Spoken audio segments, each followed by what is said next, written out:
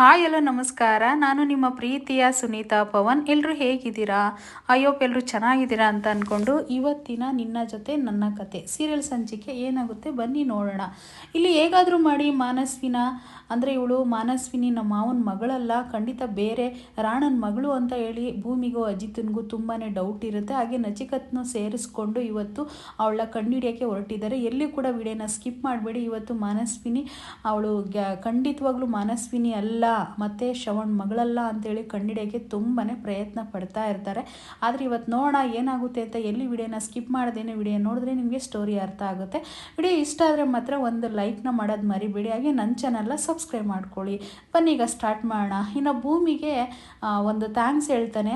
ಯಾಕೆ ಅಂತಂದರೆ ಅಜಿತ್ತು ಅವಳು ತುಂಬ ಚೆನ್ನಾಗಿ ಸರ್ಪ್ರೈಸ್ನ ಕೊಟ್ಟಿರ್ತಾಳೆ. ಹಾಗಾಗಿ ತುಂಬಾ ಥ್ಯಾಂಕ್ಸ್ ಭೂಮಿ, ನಿನಗೆ ಎಷ್ಟು ಚೆನ್ನಾಗಿ ನನಗೆ ಸರ್ಪ್ರೈಸ್ನ ಅರೇಂಜ್ ಮಾಡಿದ್ದೆ ನೀನು ಅಂತ ಅಂದಾಗ, ನಾನಂದರೆ ಏನು ಅಂದ್ಕೊಂಡ್ರಿ ಸಾಹೇಬ್ರೆ ನೀವು ಅಂತೇಳಿ ಬಿಲ್ಡಪ್ ತೊಗೊಳ್ತಾ ಇರ್ತಾಳೆ ಭೂಮಿ. ಮತ್ತು ಅಜಿತ್ ಇದ್ಕೊಂಡು ಆದರೆ ತುಂಬ ಚೆನ್ನಾಗಿ ಸರ್ಪ್ರೈಸ್ನ ಮಾಡಿದ್ದೆ ನೀನು, ಇದನ್ನೆಲ್ಲ ಯಾರು ಪ್ಲ್ಯಾನ್ ಕೊಟ್ಟಿದ್ದು, ಯಾರು ಐಡಿಯಾ ಕೊಟ್ಟಿದ್ದು ಅಂತ ಅಂದಾಗ, ನಾನೇ ಮಾಡಿದೆ ಅಂತ ಹೇಳಿಬಿಟ್ಟು ಭೂಮಿ ಹೇಳ್ತಾ ಇರ್ತಾಳೆ. ಆದರೆ ಪದೇ ಪದೇ ಈ ರೀತಿ ಸರ್ಪ್ರೈಸ್ನ ನನಗೆ ಕೊಡಲಿ ಅಂತ ಆ ದೇವ್ರನ್ನ ಬೇಡ್ಕೊಳ್ತೀನಿ, ಯಾವ ರೀತಿ ಯಾವಾಗಲೂ ಇದೇ ರೀತಿ ಸರ್ಪ್ರೈಸ್ನ ಕೊಡ್ತಾ ಇರು ಅಂತ ಹೇಳಿ ಕೇಳ್ತಾನೆ. ಆಯಿತು ಸಾಹೇಬ್ರೆ, ನಮ್ಮಮ್ಮನ ಜೈಲಿಂದ ಬಿಡಿಸ್ಕೊಂಡು ಬನ್ನಿ, ಅದರಲ್ಲೇನಿದೆ, ಮತ್ತೆ ನಿಮಗೆ ಸರ್ಪ್ರೈಸ್ನ ಕೊಡ್ತೀನಿ ನಾನು ಅಂತ ಹೇಳ್ಬಿಟ್ಟು ಭೂಮಿ ಹೇಳ್ತಾಳೆ. ಹಾಗೆ ಹೇಳಿದ ತಕ್ಷಣ ಸಾಹೇಬ್ರು ಇದ್ಕೊಂಡು ಅಜಿತ್ ಇದ್ಕೊಂಡು, ಆಯಿತು ಭೂಮಿ ಏನೂ ಟೆನ್ಷನ್ ಮಾಡ್ಕೊಬೇಡ, ಹತ್ರ ಬರ್ತಾ ಇದೆ, ಯಾರು ಟೆನ್ಷನ್ ಮಾಡ್ಕೊಳಕ್ಕೆ ಹೋಗ್ಬೇಡ, ನೀನು ಖಂಡಿತವಾಗ್ಲೂ ನಿಮ್ಮಮ್ಮನ ನಾನು ಹೊರಗಡೆ ಕರ್ಕೊಂಡು ಬಂದೇ ಬರ್ತೀನಿ ಅಂತ ಅಜಿತ್ ರಾಯ್ ಹೇಳ್ತಾನೆ.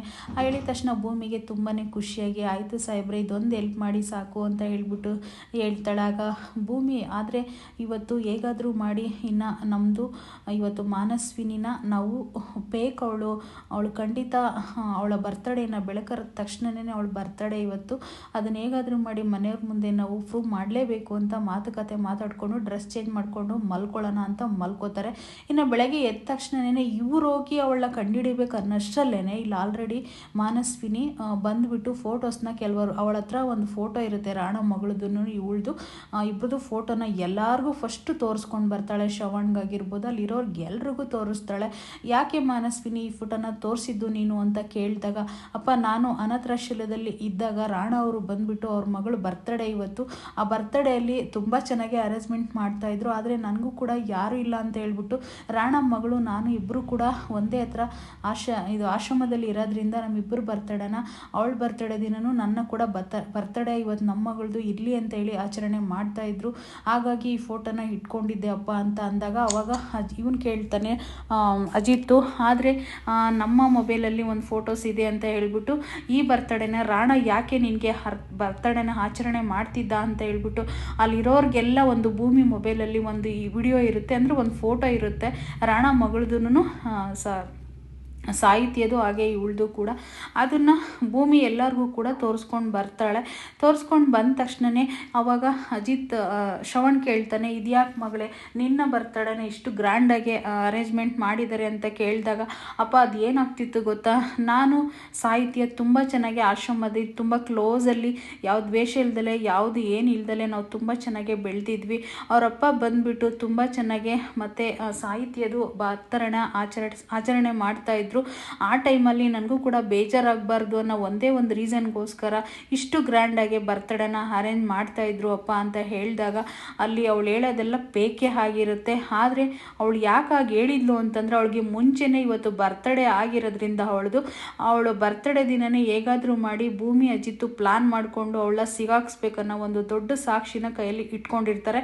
ಆದರೆ ಇದನ್ನು 3 ದಿನ ಮುಂಚೆನೇ ಅವಳು ಫೋನಲ್ಲಿ ಭೂಮಿ ಅಜಿತ್ ಮಾತಾಡೋದನ್ನ ಕೇಳಿಸ್ಕೊಂಡಿರ್ತಾಳೆ. ಹಾಗಾಗಿ ಅವಳಿಗೆ ನಾನೇ ಮುಂದೆ ಪ್ರಸ್ತಾಪ ಮಾಡಿದರೆ ಇದೆಲ್ಲ ಪ್ರಾಬ್ಲಮ್ಮು ಸಾಲ್ವ್ ಆಗುತ್ತೆ ಅಲ್ಲ ಅಂತ ಹೇಳಿಬಿಟ್ಟು ಅವಳು ಈ ರೀತಿ ಪ್ಲ್ಯಾನ್ ಮಾಡಿಕೊಂಡು ಮನೆಯವ್ರನ್ನೆಲ್ಲ ನಂಬ್ಸೋಕ್ಕೋಸ್ಕರ ಈ ರೀತಿ ಒಂದು ದೊಡ್ಡ ಪ್ಲ್ಯಾನ್ ಮಾಡ್ತಾ ಇರ್ತಾಳೆ.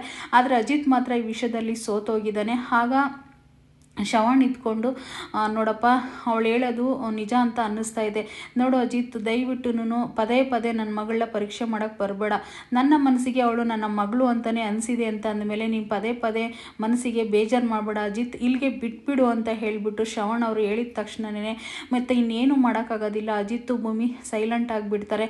ಆವಾಗ ಇವಳು ನಾಟಕನ ಶುರು ಮಾಡ್ತಾಳೆ. ಯಾಕೆ ಅಂದರೆ ನಾನು ಅವಳು ಜೊತೆಗೆ ಬೆಳೆದಿರೋ ಫೋಟೋಸ್ ಇದು, ಒಂದೇ ಒಂದು ಅವಳ ಗುರ್ತಿಗೋಸ್ಕರ ಈ ಫೋಟೋನ ಇಟ್ಕೊಂಡಿದ್ದೆ, ಇವತ್ತು ಅವಳು ಬರ್ತಡೇ ದಿನ ಈ ಫೋಟೋನ ಡಿಲೇಟ್ ಮಾಡ್ತೀನಿ, ನನ್ನ ಮನಸ್ಸಿಂದ ಯಾವುದೇ ಇನ್ನು ಭಾವನೆಗಳು ಇಟ್ಕೊಳ್ಳೋದಿಲ್ಲ, ನೀವೇ ನೋಡಿ ನಾನೆಲ್ಲ ಡಿಲೇಟ್ ಮಾಡಿದ್ದೀನಿ ಅಂತ ಹೇಳ್ಬಿಟ್ಟು ನಾಟಕ ಆಡಿ ಮಾನಸ್ವಿನಿ ಅಲ್ಲಿಂದ ಕೋಪದಲ್ಲಿ ರೂಮಲ್ಲಿ ಹೊರಟೋಗ್ತಾಳೆ. ಇನ್ನು ತುಂಬ ಬೇಜಾರು ಮಾಡಿಕೊಂಡು ಅಜಿತ್ ಬಂದು ರೂಮಲ್ಲಿ ಕೂತ್ಕೊಂಡು ಭೂಮಿ ಜೊತೆಗೆ ಚರ್ಚೆ ಮಾಡ್ತಾ ಇರ್ತಾನೆ.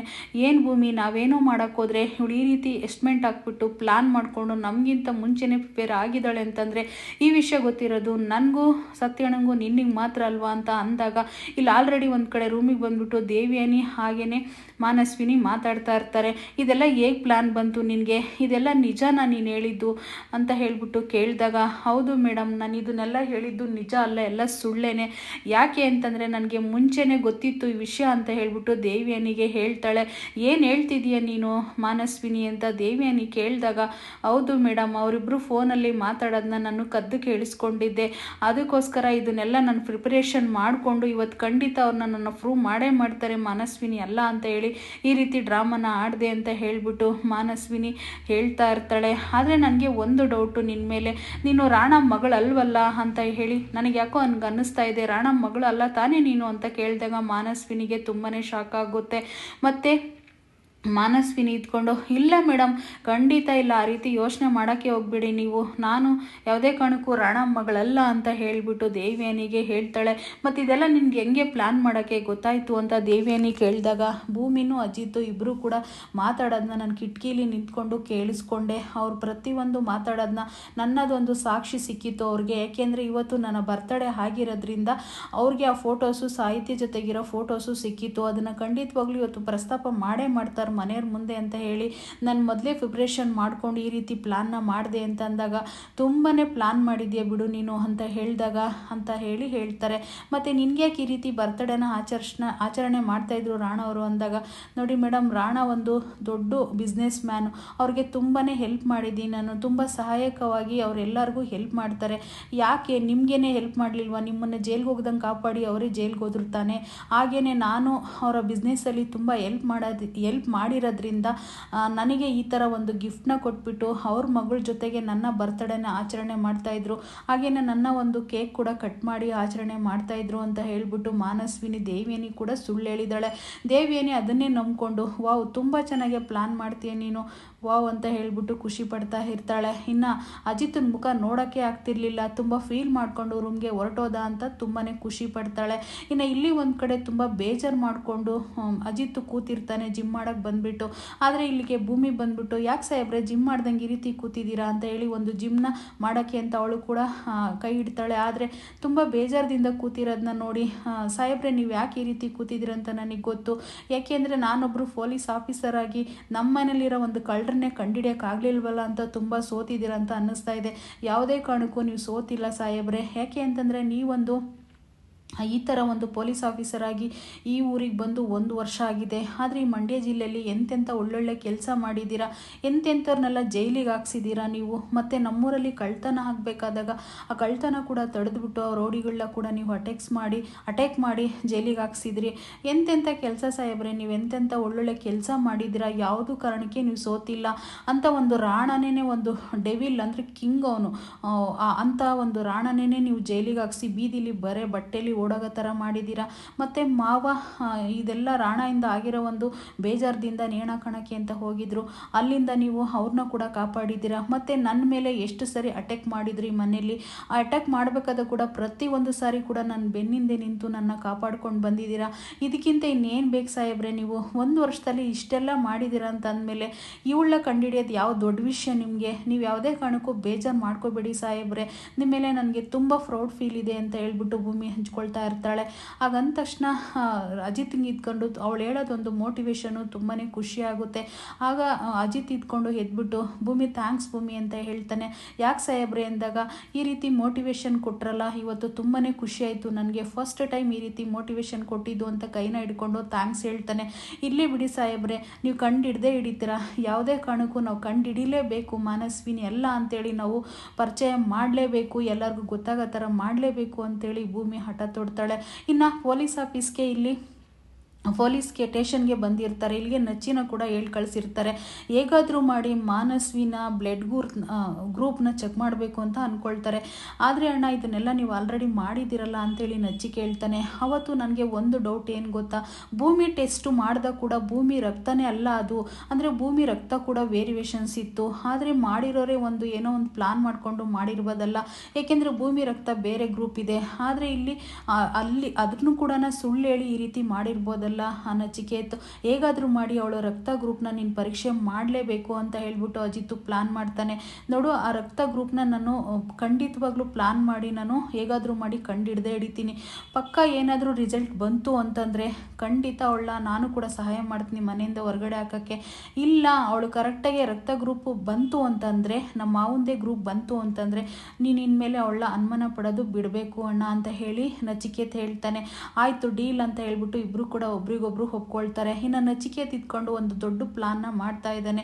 ಇಲ್ಲಿ ಅಜ್ಜಿಗೆ ಫೋನ್ ಮಾಡ್ತಾನೆ. ಫಸ್ಟು ಅಮ್ಮ ಫೋನು ಬರ್ತಾ ಇದೆ ಅಮ್ಮ ಅಂತೇಳಿ ಸಂಗೀತ ಬಂದು ಫೋನ್ನ ರಿಸೀವ್ ಮಾಡ್ತಾಳೆ. ಅಮ್ಮ ನನಗೆ ಒಂದು ಹೆಲ್ಪ್ ಮಾಡಮ್ಮ, ನಾನು ಈ ರೀತಿ ಹಾಸ್ಪಿಟ್ಲಿಗೆ ಹೋಗ್ತಾ ಇದ್ದೆ ನಾನು, ಆದರೆ ಕಾರ್ ಕೆಟ್ಟೋಗಿದೆ, ಯಾರನ್ನಾದರೂ ಕಳ್ಸಮ್ಮ ನನ್ನ ಡ್ರಾಪ್ ಮಾಡೋಕ್ಕೆ ಅಂತ ಅಂದಾಗ ಶ್ರವಣ್ನ ಕಳಿಸ್ತೀನಿ ಕಣೋ, ಶ್ರವಣ್ ಇದ್ದಾನೆ ಅಂತ ಸಂಗೀತ ಅವ್ರು ಹೇಳ್ತಾರೆ. ಅಯ್ಯೋ ಬೇಡ ಅಮ್ಮ, ಅವರೆಲ್ಲ ಮೇಲ್ಕೋಟೆಗೆ ಹೋಗ್ತೀನಿ ಅಂತ ಹೇಳ್ತಾ ಇದ್ರು, ಯಾವುದೋ ಒಂದು ಕೆಲಸದ ಮೇಲೆ, ಅವ್ರಿಗೆ ತೊಂದರೆ ಕೊಡೋದು ಬೇಡಮ್ಮ ಅಂತೇಳಿ ನಚ್ಚಿ ಹೇಳ್ತಾನೆ. ಆಗ ಸಂಗೀತ ಇದ್ಕೊಂಡು ಮತ್ತು ಯಾರನ್ನ ಕಳಿಸೋದು ಅಂದಾಗ, ಒಂದು ಕೆಲಸ ಮಾಡ್ತೀಯಾ, ಮಾನಸ್ವಿನ ಕಳಿಸು, ನನ್ನ ಕರ್ಕೊಂಡು ಬರೋಕ್ಕೆ ಅವಳು ಬರ್ತಾಳೆ ಅಂದಾಗ, ಅವಳ ಅಂತ ಹೇಳಿ ಸಂಗೀತ ಕೇಳ್ತಾರೆ. ಕಳ್ಸಮ್ಮ, ಏನೂ ಆಗೋದಿಲ್ಲ ಅಂತ ಹೇಳ್ಬಿಟ್ಟು ನಚ್ಚಿ ಪ್ಲಾನ್ ಮಾಡಿಕೊಂಡು ಮಾನಸ್ವಿನ ಕರೆದುಬಿಟ್ಟು ಸಂಗೀತ, ಹೋಗಮ್ಮ ನಚ್ಚಿ ಈ ರೀತಿ ಎಲ್ಲೋ ಒಂದು ಮಧ್ಯದಲ್ಲಿ ಸಿಗಾಕೊಂಡಿದ್ದಾನಂತೆ, ಅವ್ನು ಹೋಗಿ ಕರ್ಕೊಂಡು ಬಾ ಅಂತ ಹೇಳಿದಾಗ ಮಾನಸ್ವಿನಿ ಇದ್ಕೊಂಡು, ಅಯ್ಯೋ ಬೇಡ ಅತ್ತೆ ನಾನು ಹೋಗೋದು ಅಂದಾಗ ಅಜ್ಜಿ ಇದ್ಕೊಂಡು, ಹೋಗ್ಬಿಟ್ಟು ಬಾರಮ್ಮ ಯಾಕೆಂದರೆ ಅವನು ಮಧ್ಯದಲ್ಲಿ ಇದ್ದಾನೆ, ಹೋಗಿ ಕರ್ಕೊಂಡು ಬಾ ಅಂತೇಳಿ ಹೇಳ್ತಾರೆ. ಇವತ್ತಿನ ಸಂಚಿಕೆ ಇದಾಗಿರುತ್ತೆ. ಮತ್ತೆ ನಾಳೆ ಸಿಗ್ತೀನಿ. ಅಲ್ಲಿವರೆಗೂ ಥ್ಯಾಂಕ್ ಯು.